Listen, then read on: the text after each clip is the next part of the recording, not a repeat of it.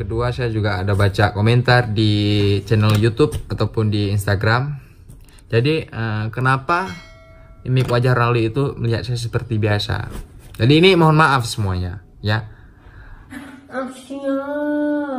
Jadi karena Ronaldo itu kita lagi syuting ya.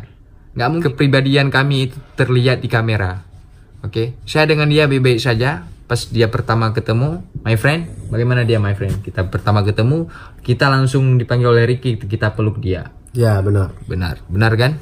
Ronaldo dipanggil masuk dalam, langsung lihat Martinez, langsung lihat Martinez, gini, katanya kayak kalau misalnya orang bilang kayak gini guys, kalau misalnya orang Eropa itu gini, berarti sudah baik sekali. Sudah baik itu. Kamu bagus, kamu itu kata dia. It's good. Saya bilang it's good, oke.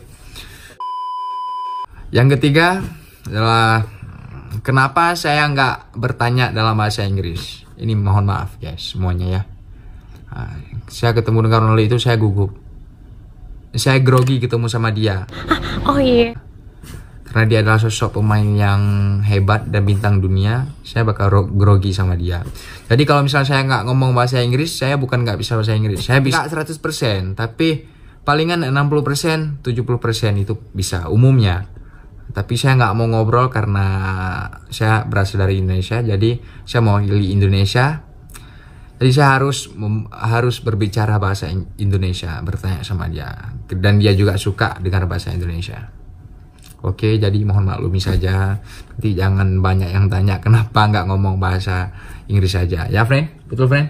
Kalau misalnya saya nggak bisa bahasa Inggris, saya nggak bisa pulang ke Indonesia. Karena kita nggak bisa ngobrol bahasa Inggris guys. Ya, oke my friend. Jadi apa rencana Ricky dengan kita friend?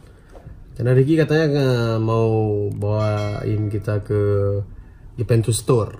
Mau dibelanjain jersey original kan? Untuk persiapan Napoli versus Napoli. So guys semuanya, nanti kalian juga bakal dapat giveaway dari Cristiano Ronaldo.